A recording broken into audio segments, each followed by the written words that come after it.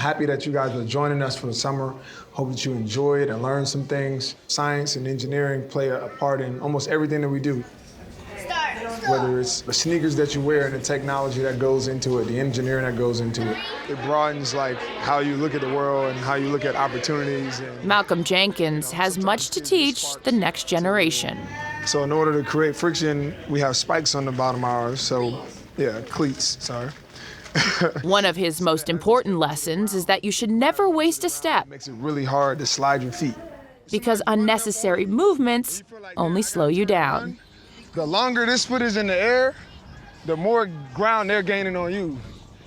So like the way you turn, you was like, and then went. You just want to be able, as fast as you can, get that foot in the ground. Fast is how he lives life and plays football. He's always running a race. And it's just a race to the house. And twice his teams have crossed the NFL finish line in first place. The Philadelphia Eagles are Super Bowl champions.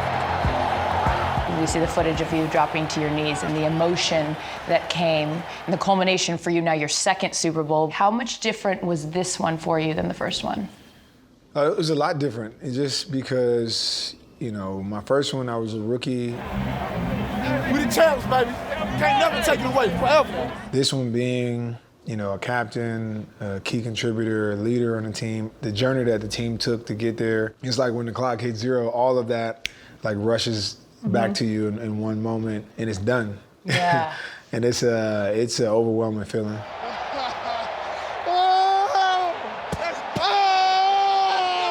And as a local Jersey guy, to be able to do this for the city of brotherly love, how special. It's special, man. Ever since I put on the Eagles jersey, I've been dreaming about a day we could bring that trophy back home, and that dream's come true. The kid from Piscataway, New Jersey, won the Jim Thorpe Award at Ohio State, given to the nation's best defensive back. In 2009, the Saints made him their first-round pick. We talk about how this is just a step on the road. Forget that, man. All we got is tonight, man.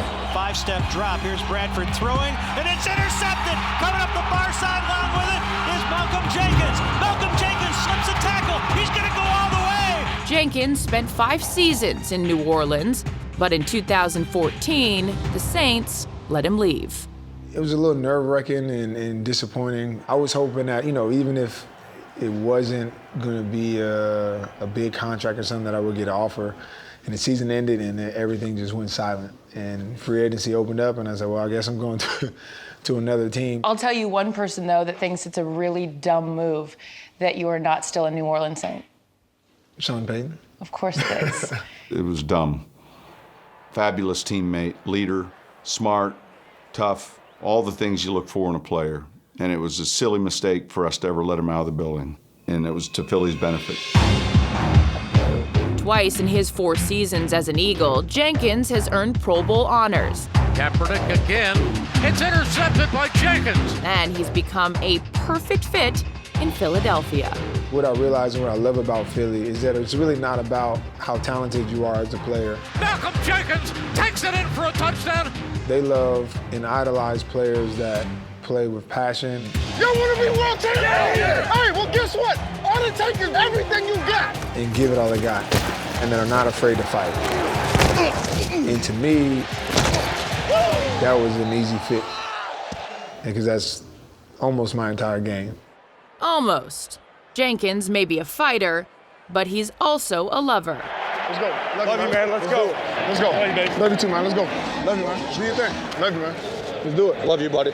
We hear you say, I love you a lot. Yeah. Lead them. We're all here for Be great. Let's get it. That's it, baby. I love you. Good luck to you. Love you. In order to play it with the intensity that I try to, it has to be bigger than me. If I'm playing for the guy next to me and I truly, you know, love the guys that I'm with, then I go that extra mile. Yeah, you're invested. Yeah, I mean, we're investing in each other. Saying I love you comes easily for Jenkins, but in reality, he's willing to say anything Bro, stop crying, Larry. Larry, quit begging. to anybody. The ball was right on the hands of Brady. Right there. And he just missed it. Come on, Tom. Come on, Tom. That Tom Brady comment had me rolling. Oh, you know, he went to Michigan, so I gotta give him a hard time. And his pregame mantra? 1, 2, 3. We all we got. We all we need. We all we got and we all we need. Is engraved on the Eagles' championship ring. For all his talk, though, Jenkins' most impactful messages might be delivered when he says nothing at all. For the better part of 2 years, he's been a face and fist of the NFL players' quest for social justice in America. How you doing? Doing well. Nice to see you, buddy. Doing well. Thank you for all of your work, man. I appreciate your help. Well, look forward to being part of it. Definitely. Thank you. I appreciate you. Yep. The man who loves to race has taken the baton in one that began 50 years ago. Even if you don't know the backstory of John Carlos and Tommy Smith, if you see a black man raising his fist, hopefully context clues can tell you what the issues are. Sure. Which is why I chose that gesture over anything. As we come up on the 50th anniversary of John Carlos and Tommy Smith, it lets you know, like, yeah, we've made a lot of progress, but not so much. You have made a conscious choice to load your plate up with a lot of things, some of them popular, some of them unpopular. Why did you want to take that step forward and be a face for what's going on right now? Well, I recognize the urgency of now. There are people in our country that are being marginalized, that are facing injustices right now. And it'd be easy for me to say, okay, let me wait till I'm done, till I get myself situated, and then go worry about everybody else. But the fact that right now, the visibility and the platform that I have is at an all-time high. This is as high as it will be, is while I'm playing. We are here to use our leverage, our voices, to make sure that our families, our communities, our kids are a priority to the people here on Capitol Hill, to this administration, and to the rest of this nation. It goes against everything we've been taught. Like as players, you've always been taught, okay, put the team first, focus on ball, and that's it. But I think we're to a point where we can do more than that. And that's how you create progress. For Jenkins, actions speak louder than words. What's that? And through his foundation, he gives his time and money to help educate the next generation. More than 80 students have become Malcolm Jenkins Scholars and received college scholarships. And as a co-founder of the Players Coalition, his social justice messages are being heard loud and clear. You use your voice, but recently you didn't use your voice. Your silence was your words. Why did you want to demonstrate in the way that you did in the locker room? Well, because for the last 2 years, you've had media and other people kind of hijacking the message. It went from being about police brutality, mass incarceration, the lack of education, all these things, to players' right to protest, to the anthem, to the White House.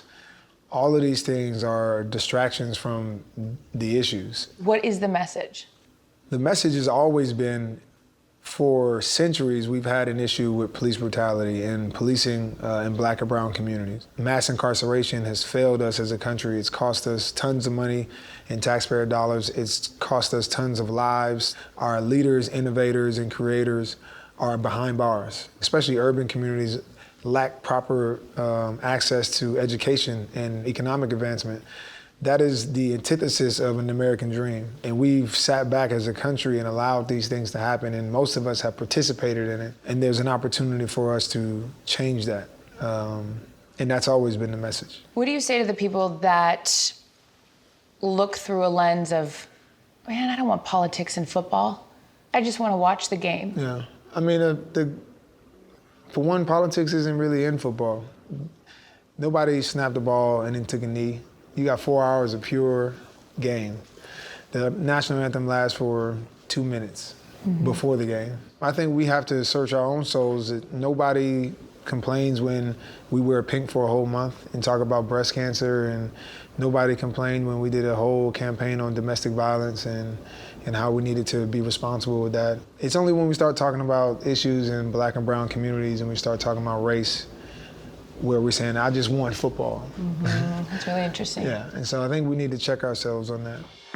Brady, he goes and fires, intercepted, running with it is Jenkins. Malcolm Jenkins is in a long-distance race, and his leg is far from over. Off the field, he's got much to do. On it, he's having too much fun to slow down.